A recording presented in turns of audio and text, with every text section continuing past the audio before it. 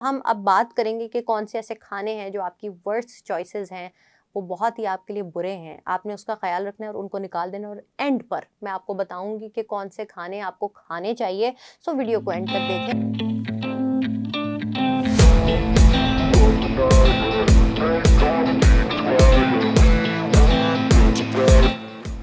अस्सलाम वालेकुम, this is सुलाफ़ी Naqvi और आज हम बात करने वाले हैं रमज़ान के हवाले से कि रमज़ान के अंदर कौन सी ऐसे 9 फूड चॉइसेस हैं जो कि आपके लिए वर्स्ट साबित हो सकती हैं। यानी कि वर्स्ट हम इसलिए कह रहे हैं, फूड को बुरा नहीं कह रहे, आपकी फूड चॉइसेस को बुरा कह रहे हैं, क्योंकि ये आपके हाथ में है एक तरह से कि आपने क्या खाना है, हेल्दी खाना खाना है या अनहेल्दी फूड लेना है।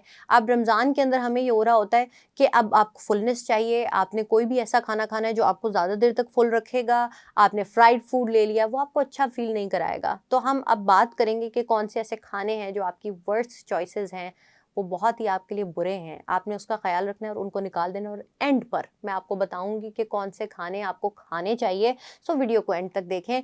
और हम बात करते हैं, जब फ़ास्ट कर रहे होते हैं, सबसे बड़ा चैलेंज हम अक्सर पहले भी बात कर चुके हैं कि किस चीज़ का आ रहा होता है। वो यही होता है, एनर्जी लेवल्स आपके डाउन हो गए, आपको न्यूट्रिएंट्स चाहिए, कोई ऐसी चीज़ चाहिए आपको बूस्ट दे दे। लेकिन जब आपके खाने की चॉइस गलत होगी सहरी में और इफ्तार में, तो आपको महसूस होगा कि आप खाना खाने के साथ आपको एनर्जी आनी चाहिए थी, आपकी एनर्जी लो हो गई। क्यों हो रहा है? इसका मतलब आपकी चॉइस में, खाने की चॉइस में कुछ गड़बड़ है। करना क्या है? आपको चीज़ें ऐसी चाहिए जो आपको हेल्दी रखें, ना कि आपकी अनहेल्दी चॉइस हो। आपकी चॉइस नंबर 1 एक वो चीज़ होती है जो अक्सर लोग बहुत आराम से उसको यूज़ करते हैं कि हम डाइट पर हैं तो हम सीरियल्स खाएँगे। अब सीरियल आप ले रहे हैं तो ये आपकी सबसे बुरी चॉइस है, यानी कि वो बाहर से मिलने वाला है। सीरियल की मैं बात कर रही हूँ, जिसके अंदर आपके इतनी एडेड शुगर होती है कि जो आपको क्रेविंग्स की तरफ भी लेकर जाएगी, आपके ब्लड शुगर को उसके लेवल्स में एक तरह से ब्लड शुगर में एक स्पाइक लेकर आएगी। और उसके बाद जैसे ही कोई चीज़, मैं हमेशा कहती हूँ, पीक पर जाती है, उसी स्पीड से वो नीचे आएगी। यानी कि आपकी एनर्जी उसी टाइम लो भी होगी और उसके बाद आपको क्रेविंग भी होना शुरू होगी, आपका वेट भी बढ़ रहा होगा। और वो जो आप चाह रहे थे कि आपको सैटिस्फैक्शन का एक एहसास हो सीरियल्स खा के, वो आपको कोई फ़ायदा नहीं होगा, सारा दिन आपको भूख भी लग रही होगी। सो ये आपकी अच्छी चॉइस नहीं है। सो आज से आप इसको क्रॉस कर दें, ये आप नहीं ले रहे। इसके अलावा फ्राइड फूड, हमारा बहुत दिल कर रहा होता है कि फ्राइड खाने, चाहे इफ्तार में यूज़ करें, चाहे सहर में यूज़ करें। तो हम अभी बात कर रहे हैं सहर के अंदर के कौन से खाने आपको जो सहरी में इस्तेमाल करने चाहिए और कौन से नहीं करने चाहिए। तो हमें अक्सर होता है कि फ्राइड फूड अब है, ट्रेंड है कि हम क्या करते हैं कि जंक फूड, बहुत सारी ऐसी डील्स भी आ चुकी हैं जिसके अंदर आप जंक फूड ले रहे होते हैं कि आपको इजीली अवेलेबल है, आपने वो खा लिया। अब उससे क्या होगा? फ्राइड फूड है, एक तो फैट बॉडी में स्टोर हो रहा है, अगेन फुलनेस है, खाने के बाद आप स्लगिश फील कर रहे हैं, अच्छा नहीं लग रहा और दिल कर रहा है कि बस अब बैठ जाएं। ब्लोटिंग अपनी जगह हो रही है और बहुत सारे लोगों के शुगर लेवल बढ़ भी जाते हैं, ब्लड प्रेशर हाई होना शुरू हो जाता है, सर में दर्द हो रहा है। और जंक फूड जो है आपको कॉन्स्टिपेशन की शिकायत भी करवा सकता है। सो जंक फूड, ये जो हाई कैलोरी डाइट भी होगी लेकिन फैट से भरपूर होगी और वो फैट जो आपके लिए बिल्कुल अच्छा नहीं है।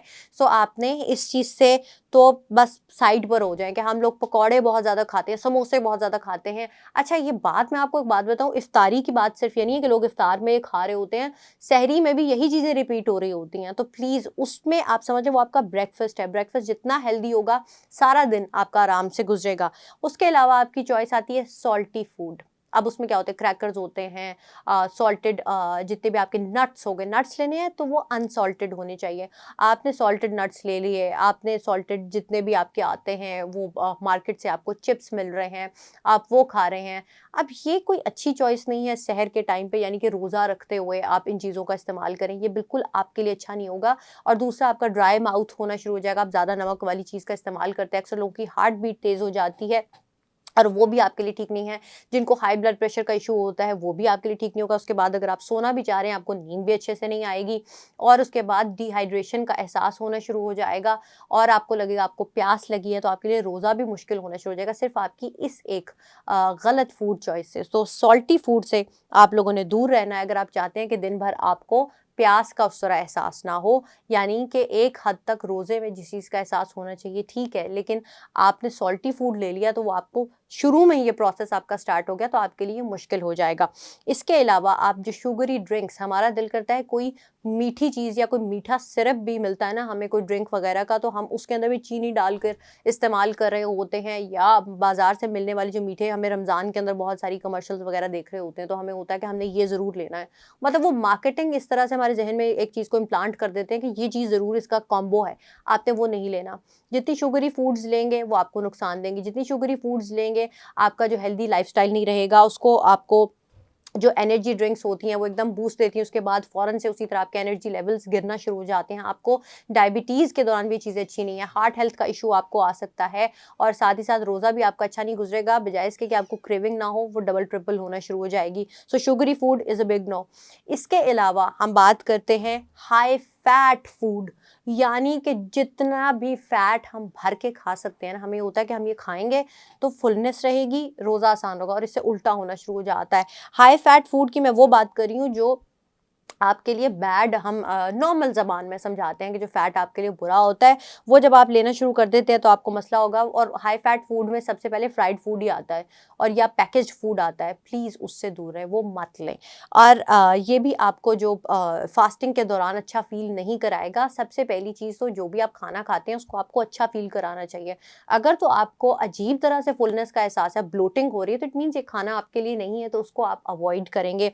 इसके अलावा बहुत सारे लोग स्पाइसी मील्स का जो है ना वो उसको चूज़ करते हैं, और वो कहते हैं कि हम शायद स्पाइसी खाना खाएँगे, क्योंकि कुछ आर्टिकल्स में, कुछ रिसर्च के मुताबिक अगर आप स्पाइसी फूड लेते हैं एक हद तक तो आपका वेट रिड्यूस करती है। लेकिन ये सेहर के लिए तो ये बिल्कुल नहीं है कि आप सहरी के अंदर स्पाइसी फूड्स लेना शुरू कर दें, ये आपको प्रॉब्लम की तरफ लेकर जाएगा और आपको पानी पीने की ओर अर्ज होने शुरू होगी, थर्स्ट का एहसास होना शुरू होगा, प्यास और ज़्यादा लग रही है, एनर्जी लेवल्स आपके जा रहे हैं, डाइजेशन के आपको इश्यूज़ आ रहे हैं। सो आई थिंक ये चॉइस, जहाँ इतनी सारी चीज़ें कॉम्प्रोमाइज़ करनी पड़ रही हैं और रोज़ा ज़्यादा ज़रूरी है और आपकी स्पाइसी मील्स की वजह से आपको प्रॉब्लम आ रहा है, तो आई थिंक आपको इसको जो है वो अवॉइड करना चाहिए। और बहुत सारे लोग कहते हैं कि हमें एसिड रिफ्लक्स होना शुरू हो गया है, स्टमक लाइनिंग जो है वो इरिटेट होना शुरू हो गई है, और बहुत सारे लोगों को हिकअप स्टार्ट हो जाती है, यानी हिचकी लगना शुरू हो जाती है। अब उससे भी रोज़ा मुश्किल हो जाता है, तो वो ये सब इन वजह से भी हो सकता है। इसके अलावा पैकेज फूड, जिसका मैं पहले जिक्र कर रही थी कि पैकेज फूड हमें लगता है आसान चॉइस है कि एक चीज़ पैकिंग में मिल गई और उसको बना लें और आसान है, वो बस क्विक फिक्स हमें चाहिए। वो चीज़ उतनी ही नुकसानदेह है। हमारे बड़े हमेशा कहते थे कि जिस चीज़ पर आपको पकाने में जितना टाइम लगता है वो उतनी ही हेल्दी होती है, और ये सही बात है। जो चीज़ आपने इतनी देर के लिए एक तरह से फ्रीज़ करके रखी थी या मार्केट से उठा ली और एक पैक के अंदर मिल गई और आपने उसको 2 मिनट के अंदर बना लिया, वो उतनी ही नुकसानदेह है। सो इन चीज़ों से आपने दूर रहना है, क्योंकि उसके अंदर अनहेल्दी फैट्स होते हैं, आपकी डाइजेशन के लिए भी अच्छे नहीं होते, आपके हार्ट हेल्थ के लिए नहीं अच्छे। और जब आप जंक की हम बात कर रहे होते हैं, पैकेज फूड की बात करते हैं, प्रोसेस्ड फूड की बात करते हैं, तो सबसे बड़ा नुकसान आपके ब्रेन को भी पहुंचता है, आपकी प्रोडक्टिविटी कम होती है, आपके मेमोरी में गैप्स आना शुरू होते हैं, और वो जो हंगर का एक आपका जो सिग्नल है वो भी बंद होना शुरू हो जाता है। इसके अलावा कैफ़ीन का इस्तेमाल हम कर रहे हो तो साथ पानी पी रहे हैं, कैफ़ीन का इस्तेमाल कर रहे हैं, डिहाइड्रेशन होती जा रही है, इलेक्ट्रोलाइट्स में इम्बैलेंस आ रहा है, आप थकते भी जा रहे हैं, प्यास भी लग रही है, रोज़ा मुश्किल से मुश्किल होता जा रहा है। सो कैफ़ीन का इस्तेमाल कम से कम करें, और सहरी में कोशिश करें कि आप कैफ़ीन का इस्तेमाल ना करें, क्योंकि आपकी नींद भी डिस्टर्ब हो जाएगी एकदम, वो आपको बूस्ट देगा और उसके बाद आपके एनर्जी लेवल्स लो होना शुरू हो जाएंगे और डिहाइड्रेशन अपनी जगह, और साथ ही साथ डाइजेस्टिव सिस्टम भी आपका उस टाइम पर डिस्टर्ब होना शुरू हो जाएगा। सो ये चीज़ आपने, कॉफ़ी है या जो चाय है उसका इस्तेमाल आपने कम से कम करना है। ग्रीन टी में भी कैफ़ीन होती है लेकिन चाय से थोड़ी कम, ब्लैक टी से कम, लेकिन फिर भी कैफ़ीन है तो आपने उसको अवॉइड करने की कोशिश करी। कम से कम आधा कप, अगर आप 1 कप पीते हैं, मग पीते हैं, तो आप आधा कप उसको पी सकते हैं, यानी कि कम से कम इसको करते चले जाएँ। इसके अलावा बात आती है हमारी शुगरी फूड्स की, स्वीट्स की, जो हमारे मिठाई, मीठी चीज़ें, कैंडीज़ और चॉकलेट्स, जो कि डार्क चॉकलेट के अलावा मैं बात कर रही हूँ, वो वाली चीज़ें जो आपके लिए अनहेल्दी हैं, डिज़र्ट्स हैं, पेस्ट्रीज़ हैं, फ्राइड चीज़ें हैं, तो वो आप नहीं लेंगे। उसमें से चंद चीज़ें मुझे भी पसंद है जो मेरे ज़हन में बात करते हुए आ रही हैं, तो वो पेस्ट्रीज़, केक्स और डिज़र्ट्स और ब्राउनीज़ एंड ऑल दैट अब मेरे ज़हन में आ रही हैं वो चीज़ें। तो आइसक्रीम, इन चीज़ों का इस्तेमाल प्लीज़ मत करें। ये आपको जो है अनहेल्दी एक लाइफ़स्टाइल की तरफ ले जाएगा। और आपके एनर्जी लेवल्स भी जो हैं वो डाउन हो जाएंगे, लो हो जाएंगे, और क्रेविंग आपको सारा दिन होती रहेगी। इसके अलावा हम किन चीज़ों से आपको एहतियात करनी चाहिए और क्या खाना चाहिए, अब हम उन बातों पर आ गए हैं। ओवर ईटिंग की जब हम बात करते हैं, ओवर ईटिंग हम कर रहे होते हैं, उसकी वजह से ब्लोटिंग भी होती है, उसकी वजह से हमें एसिड रिफ्लक्स भी हो रहा होता है। खाने के बाद हमें एक सेटिस्फेक्शन के एहसास के अलावा हमें क्या हो रहा होता है कि फुलनेस है, एक डिस्कम्फर्ट है, पेट में क्रैम्स हो रहे हैं, क्योंकि आपने ज़रूरत से ज़्यादा खा लिया है। खाने को आराम-आराम से चबा-चबा के खाएँगे तो 15 से 20 मिनट लगते हैं ब्रेन को सिग्नल जाने में कि आपका पेट भर चुका है। सो उसका हमने वेट करना है और उसमें आपने 15 से 20 मिनट लगा के आराम से खाना खाना है। सहरी का ज़्यादा चैलेंज ये होता है कि हम लेट उठ रहे होते हैं, हमारी स्लीप साइकिल को ज़रा वहाँ बैलेंस करना थोड़ा-सा मुश्किल हो रहा होता है और वो पैटर्न सेट होते टाइम लगता है। लेकिन फिर भी कोशिश करें थोड़ा-सा पहले उठें, ताकि आप आराम से खाना, आराम से सहरी कर सकें, ताकि आपको स्पीड लगा के खाना ना खाना पड़े, आपको पता चल रहा हो कि आपका पेट फुल हो चुका है। क्योंकि जितनी पेट की ज़रूरत है उतनी ही सहरी की आपको ज़रूरत है। सो आप अगर इस चीज़ पर फ़ोकस करेंगे और साथ ही साथ स्मॉलर मील्स पर फ़ोकस करेंगे, पोर्शन साइज़ आप अपना कंट्रोल करेंगे, पोर्शन कंट्रोल की तरफ चलेंगे, आप बैलेंस्ड डाइट लेंगे, तो आपको ये प्रॉब्लम्स नहीं आएँगे कि आपको लगा आपने ओवर ईटिंग कर ली, आप थक गए हैं, आपका एनर्जी लेवल लो है, आपका सोने को दिल कर रहा है, तो वो आप एक्टिव रहेंगे।